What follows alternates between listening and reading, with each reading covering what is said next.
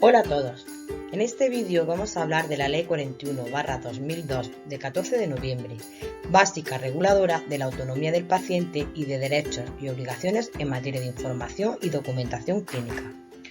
Esta es una ley básica, es una ley sencilla de entender y muy importante aprenderla, ya que es bastante preguntada en oposiciones de sanidad con preguntas repetidas en diversos exámenes. La Ley 41/2002 de 14 de noviembre, básica reguladora de la autonomía del paciente y de derechos y obligaciones en materia de información y documentación clínica, regula el derecho a la protección de la salud, recogido por el artículo 43 de la Constitución Española de 1978. Plasma los derechos relativos a la información clínica y la autonomía individual de los pacientes en lo relativo a su salud. Completa las previsiones que la Ley General de Sanidad enunció como principios generales, refuerza y da un trato especial al derecho a la autonomía del paciente. Asimismo, regula las instrucciones previas, de acuerdo con el criterio establecido en el Convenio de Oviedo, que contempla los deseos del paciente expresados con anterioridad dentro del ámbito del consentimiento informado. Trata con profundidad todo lo referente a la documentación clínica generada en los centros asistenciales, subrayando especialmente la consideración y la concreción de los derechos del usuario en este aspecto. Califica a los datos relativos a la salud de los ciudadanos como datos especialmente protegidos. La Ley 41/2002 regula los derechos y obligaciones de los pacientes, usuarios y profesionales, así como de los centros y servicios sanitarios, públicos y privados, en materia de autonomía del paciente y de información y documentación clínica. Entre los principios básicos destacan la dignidad de la persona, el respeto a la autonomía de su voluntad y a su intimidad orientarán toda la actividad encaminada a obtener, utilizar, archivar, custodiar y transmitir la información y documentación clínica. El consentimiento informado se define como la conformidad libre, voluntaria y consciente de un paciente, manifestada en pleno uso de sus facultades después de recibir la información adecuada para que tenga lugar una actuación que afecte a su salud. Toda actuación requiere, con carácter general, el previo consentimiento de los pacientes, que debe obtenerse después de recibir la información adecuada. Se hará por escrito en los supuestos previstos en la ley. El paciente tiene derecho a decidir libremente entre las opciones clínicas disponibles. El paciente tiene derecho a negarse al tratamiento. Esto constará por escrito, excepto en los casos determinados en la ley. El paciente tiene el deber de facilitar datos sobre su estado físico o salud de forma leal y verdadera. Respecto a los profesionales, podemos mencionar que tienen el deber de realizar una correcta prestación de sus técnicas al cumplimiento de la información y la documentación clínica, así como respetar las decisiones del paciente y además tienen el deber de confidencialidad. El artículo 3 de la Ley 41/2002 establece unas definiciones legales. Son definiciones muy parecidas entre ellas, por lo que vamos a subrayar unas palabras clave que nos ayuden a diferenciarlas. El paciente es aquella persona que requiere asistencia sanitaria y está sometida a cuidados profesionales para el mantenimiento o recuperación de su salud. Usuario es la persona que utiliza los servicios sanitarios de educación y promoción de la salud, de prevención de enfermedades y de información sanitaria. Información clínica es todo dato, cualquiera que sea su forma, clase o tipo, que permite adquirir o ampliar conocimientos sobre el estado físico y la salud de una persona, o la forma de preservarla, cuidarla, mejorarla o recuperarla. Documentación clínica es el soporte de cualquier tipo o clase que contiene un conjunto de datos e informaciones de carácter asistencial. El consentimiento informado es la conformidad libre, voluntaria y consciente de un paciente, manifestada en el pleno uso de sus facultades después de recibir la información adecuada, para que tenga lugar una actuación que afecta a su salud. La libre elección es la facultad del paciente o usuario de optar libre y voluntariamente entre dos o más alternativas asistenciales, entre varios facultativos o entre centros asistenciales, en los términos y condiciones que establezcan los servicios de salud competentes. Un centro sanitario es el conjunto organizado de profesionales, instalaciones y medios técnicos que realiza actividades y presta servicios para cuidar la salud de pacientes y usuarios. Servicio sanitario. Es la unidad asistencial con organización propia, dotada de recursos técnicos y de personal cualificado para llevar a cabo actividades sanitarias. Certificado médico. Es la declaración escrita de un médico que da fe del estado de salud de una persona en un determinado momento. El informe de alta médica es el documento emitido por el médico responsable de un centro sanitario al finalizar cada proceso asistencial de un paciente, que especifica los datos de este, un resumen de su historial clínico, la actividad asistencial prestada, el diagnóstico y las recomendaciones terapéuticas. El derecho a la información sanitaria. El artículo 4 de la Ley 41/2002 nos habla del derecho a la información asistencial. Es el derecho a conocer con motivo de cualquier actuación en el ámbito de su salud toda la información disponible sobre la misma, salvando los supuestos exceptuados por la ley. La información se comunicará al paciente de forma comprensible y adecuada a sus necesidades, por regla general de forma verbal, dejando constancia en la historia clínica. Asimismo, se contempla el derecho a que se respete su voluntad de no ser informado. El titular del derecho a la información es el paciente.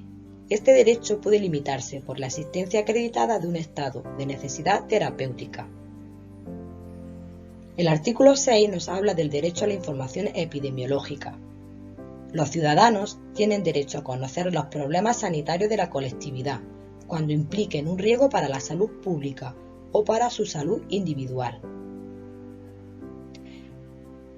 Excepciones al derecho de la información.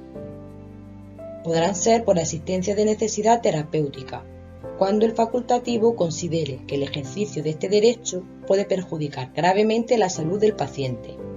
Se comunicará su decisión a las personas vinculadas al paciente por razones familiares o de hecho. El consentimiento informado es el procedimiento que permite respetar la libertad de las personas enfermas para decidir sobre su cuerpo, su salud y su vida, permitiéndoles así asumir sus propias responsabilidades en la toma de decisiones sanitarias.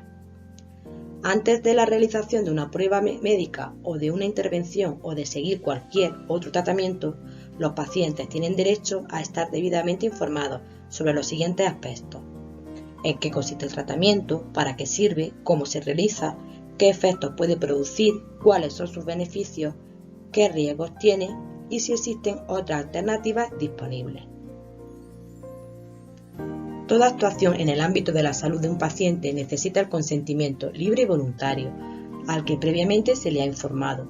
El paciente puede revocar su consentimiento en cualquier momento. Asimismo, el paciente puede negarse a ser informado y esto constará documentalmente. El consentimiento será verbal por regla general y por escrito en intervenciones quirúrgicas, procedimientos diagnósticos y terapéuticos invasores y en general en la aplicación de procedimientos que suponen riesgos o inconvenientes de notoria y previsible repercusión negativa sobre la salud del paciente. Límite del consentimiento informado. Los facultativos podrán llevar a cabo las intervenciones clínicas indispensables a favor de la salud del paciente, sin necesidad de contar con su consentimiento en los siguientes casos. 1. Cuando existe riesgo para la salud pública a causa de razones sanitarias establecidas por la ley. En todo caso, una vez adoptadas las medidas pertinentes de conformidad con lo establecido en la Ley Orgánica 3/1986, se comunicarán a la autoridad judicial en el plazo máximo de 24 horas, siempre que dispongan el internamiento obligatorio de personas. 2.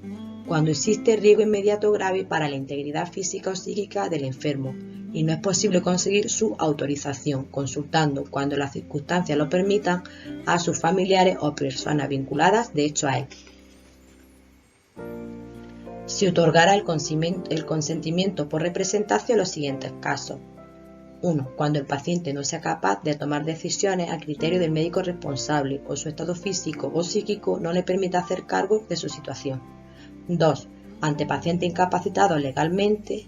3. En el paciente menor de edad. En menores emancipados o con 16 años cumplidos no cabe prestar el consentimiento por representación. Sin embargo, en caso de grave riesgo, los padres serán informados y tenida en cuenta su opinión. En menores de edad, el consentimiento lo dará el representante legal del menor, tras escuchar su opinión si tienen 12 años cumplidos. Se otorgará el consentimiento por representación cuando el menor de edad no sea capaz intelectual ni emocionalmente de comprender el alcance de la intervención. Documento de instrucciones previas. Por el documento de instrucciones previas, una persona mayor de edad, capaz y libre, manifiesta anticipadamente su voluntad, con objeto de que ésta se cumpla en el momento en que llegue a situaciones en cuyas circunstancias no sea capaz de expresarlas personalmente, sobre los cuidados y el tratamiento de su salud, o una vez llegado al fallecimiento, sobre su destino, de su cuerpo o de sus órganos. El otorgante puede designar un representante que sirve de interlocutor con el médico o equipo sanitario. No serán aplicadas las instrucciones previas contrarias al ordenamiento jurídico, a la lex artis, ni las que no correspondan con el supuesto de hecho que el interesado haya previsto en el momento de manifestarla. En la historia clínica del paciente quedará constancia razonada de las anotaciones relacionadas con estas previsiones. Las instrucciones previas podrán revocarse libremente en cualquier momento, dejando constancia por escrito. Las instrucciones previas se realizan ante notario, con 3 testigos, 2 al menos objetivos. Existe un registro de voluntades vitales anticipadas, que es la denominación empleada en el Servicio Andaluz de Salud. Con el fin de asegurar la eficacia en todo el territorio nacional de las instrucciones previas manifestadas por los pacientes y formalizadas de acuerdo con lo dispuesto en la legislación de las respectivas comunidades autónomas, se creará en el Ministerio de Sanidad y Consumo el Registro Nacional de Instrucciones Previas, que se regirá por las normas que reglamentariamente se determinen, previo acuerdo del Consejo Interterritorial del Sistema Nacional de Salud. La historia clínica es el conjunto de documentos que contiene datos, valoraciones e información de distintas índoles sobre la situación y la evolución clínica de un paciente. Es el conjunto de los documentos relativos a los procesos asistenciales de cada paciente, con la identificación de los médicos y de los demás profesionales que han intervenido en ellos. Su fin principal es facilitar la asistencia sanitaria, dejando constancia de todos aquellos datos que, bajo criterio médico, permitan el conocimiento veraz y actualizado del estado de salud. La custodia de la historia clínica es responsabilidad de la dirección del centro sanitario. Existe la obligación de conservar la documentación clínica en condiciones que garanticen su correcto mantenimiento y seguridad para la debida asistencia al paciente durante el tiempo adecuado a cada caso y como mínimo 5 años, contados desde la fecha del alta de cada proceso asistencial. Cuando se acceda a la historia clínica con fines de investigación o docencia, fin epidemiológico y de salud pública, los datos de identificación personal del paciente deben ser separados de los de carácter clínico asistencial, salvo que el paciente haya dado su consentimiento. El personal que accede a los datos de la historia clínica en el ejercicio de sus funciones queda sujeto al deber de secreto. El personal de administración y gestión solo puede acceder a los datos de la historia clínica relacionados con sus propias funciones.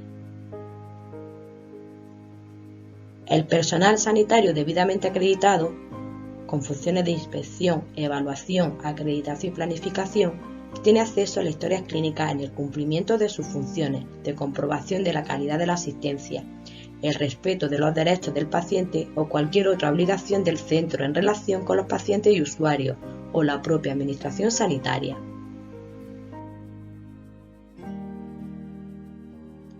El paciente tiene el derecho de acceso a la documentación de la historia clínica y obtener copias de los datos que figuren en ella. Los centros sanitarios solo facilitarán el acceso a la historia clínica de los pacientes fallecidos a las personas vinculadas a él por razones familiares o de hecho, salvo que el fallecido lo hubiese prohibido expresamente y así se acredite. Limitaciones del derecho de acceso. No se podrá acceder a la historia clínica en perjuicio del derecho de terceras personas a la confidencialidad de los datos que constan en ella, recogidos en interés terapéutico del paciente, así como tampoco en perjuicio de los profesionales participantes en su elaboración, los cuales pueden oponer al derecho de acceso la reserva de sus observaciones, apreciaciones o anotaciones subjetivas. El informe de alta médica es el documento emitido por el médico responsable en un centro sanitario al finalizar el proceso asistencial de un paciente, que especifica los datos de este, un resumen de su historial clínico, la actividad asistencial prestada, el diagnóstico y las recomendaciones terapéuticas. Todo paciente, familiar o persona vinculada a él en su caso tendrá derecho a recibir del centro o servicio sanitario, una vez finalizado el proceso asistencial, un informe de alta. En caso de no aceptar el tratamiento prescrito, se propondrá al paciente o usuario la firma del alta voluntaria. No procederá el alta forzosa en caso de existir tratamientos alternativos.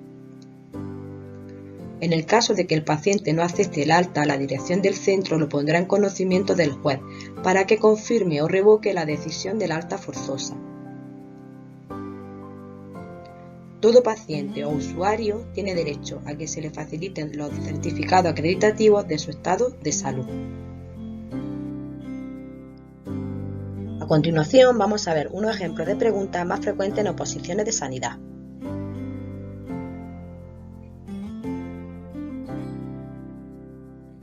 Las voluntades vitales anticipadas pueden ser emitidas y registradas a.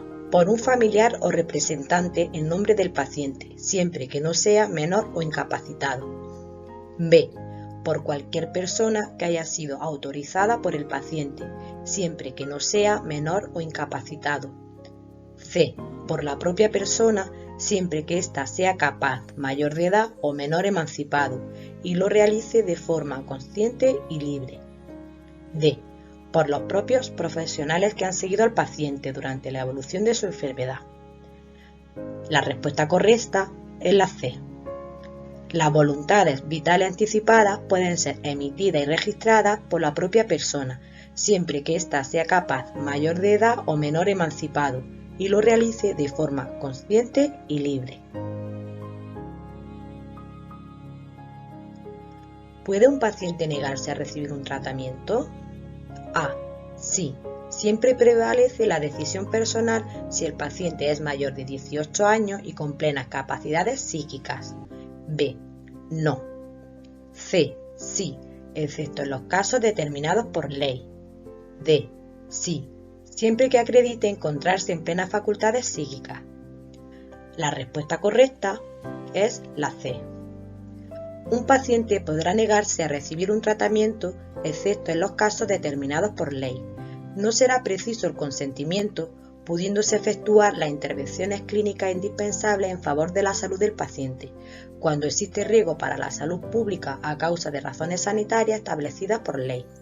En consonancia con la Ley Orgánica 3/1986 de 14 de abril de medidas especiales en materia de salud pública, las autoridades sanitarias competentes podrán adoptar medidas de reconocimiento, tratamiento, hospitalización o control cuando se aprecien indicios racionales que permitan suponer la existencia de peligro para la salud de la población, debido a la situación sanitaria concreta de una persona o grupo de personas o por las condiciones sanitarias en que se desarrolle una actividad. Se otorgará el consentimiento por representación en diversos casos, excepto a. Cuando el paciente no sea capaz de tomar decisiones, a criterio del médico responsable de la asistencia, o su estado físico o psíquico no le permita hacerse cargo de su situación. B. Cuando el paciente esté legalmente incapacitado. C. Cuando se trate de menores no incapaces ni incapacitados. D. Cuando el paciente menor de edad no sea capaz intelectual ni emocionalmente de comprender el alcance de la intervención. La respuesta correcta es la C. El consentimiento por representación no podrá otorgarse en caso de menores no incapaces ni incapacitados. Se podrá otorgar el consentimiento por representación cuando el paciente no sea capaz de tomar decisiones a criterio del médico responsable o su estado físico o psíquico no le permite hacerse cargo de su situación ante un paciente incapacitado legalmente y en menores de edad. En menores emancipados o con 16 años cumplidos no cabe prestar el consentimiento por representación. En caso de grave riesgo, los padres serán informados y tenida en cuenta su opinión. En menores de edad, el consentimiento lo dará el representante legal del menor, tras escuchar su opinión si tienen 12 años cumplidos. Se otorgará el consentimiento por representación cuando el menor de edad no sea capaz intelectual ni emocionalmente de comprender el alcance de la intervención. El consentimiento informado podrá ser revocado por el paciente. A. Cuando no corra riesgo la salud del paciente. B. Cuando lo permita la dirección del hospital. C. Cuando el facultativo dé la autorización. D. Libremente y por escrito, en cualquier momento. La respuesta correcta es la D. Según el artículo 8 de la Ley 41/2002 de 14 de noviembre, el paciente podrá revocar en cualquier momento el consentimiento informado, libremente y por escrito. ¿Durante cuánto tiempo se debe conservar la historia clínica? A. Tiene un máximo de garantía de 5 años desde que finaliza el proceso asistencial. B. Durante 2 años desde la fecha de alta. C. Durante el tiempo adecuado a cada caso y como mínimo 5 años desde la fecha de alta. D. Durante 10 años. La respuesta correcta es la C. Los centros sanitarios tienen la obligación de conservar la documentación clínica en condiciones que garanticen su correcto mantenimiento y seguridad para la debida asistencia al paciente durante el tiempo adecuado a cada caso, y como mínimo 5 años, contados desde la fecha del alta de cada proceso asistencial. El consentimiento informado, por regla general, es verbal, aunque existen excepciones, dentro de las cuales no se incluye: A. Intervención quirúrgica menor. B. Intervención quirúrgica mayor. C. Procedimientos en emergencias intrahospitalarias. D. Procedimientos diagnósticos y terapéuticos invasores. La respuesta correcta es la C. El consentimiento informado, por regla general, es verbal, aunque existen excepciones dentro de las cuales no se incluyen los procedimientos en emergencias intrahospitalarias. Entre las excepciones del consentimiento verbal se encuentran las intervenciones quirúrgicas y los procedimientos diagnósticos y terapéuticos invasores, en los que el consentimiento será por escrito. La historia clínica se define como: A. Todo dato, cualquiera que sea su forma, clase o tipo, que permite adquirir o ampliar conocimientos sobre el estado físico y la salud de una persona, o la forma de preservarla, cuidarla, mejorarla o recuperarla. B. El conjunto de documentos que contienen los datos, valoraciones e informaciones de cualquier índole sobre la situación y la evolución clínica de un paciente a lo largo del proceso. C. El conjunto de documentos que contienen los datos de ingreso y alta hospitalaria de un paciente. D. El conjunto de documentos que contienen los datos de ingresos, diagnóstico, tratamiento y alta hospitalaria. La respuesta correcta es la B. La Ley 41/2002 de 14 de noviembre define a la historia clínica como el conjunto de documentos que contienen los datos, valoraciones e informaciones de cualquier índole sobre la situación y la evolución clínica de un paciente a lo largo del proceso. La opción A corresponde a la definición de información clínica, que se define como todo dato, cualquiera que sea su forma, clase o tipo, que permite adquirir o ampliar conocimientos sobre el estado físico y la salud de una persona, o la forma de preservarla, cuidarla, mejorarla o recuperarla. Según la Ley 41/2002 de 14 de noviembre, se entiende por usuario: A. La persona que utiliza los servicios sanitarios de educación y promoción de la salud, de prevención de enfermedades y de información sanitaria. B. Toda aquella persona que promueve los medios sanitarios adecuada y racionalmente. C. La persona que solicita los servicios que han sido puestos a su disposición por las autoridades sanitarias. de toda aquella persona que requiere asistencia sanitaria y está sometida a cuidados profesionales para el mantenimiento o recuperación de su salud. La respuesta correcta es la A.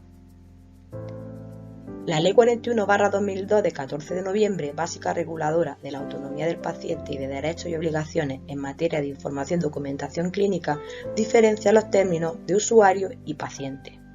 El usuario es aquella persona que utiliza los servicios sanitarios de educación y promoción de la salud, de prevención de enfermedades y de información sanitaria. Y el paciente es aquella persona que requiere asistencia sanitaria y está sometida a cuidados profesionales para el mantenimiento o recuperación de su salud. En este vídeo hemos repasado los contenidos más importantes de la Ley 41/2002. Si estás interesado en profundizar más sobre el tema, puedes adquirir el libro de la parte común, de venta en Amazon. Espero que os haya gustado y os sea de utilidad.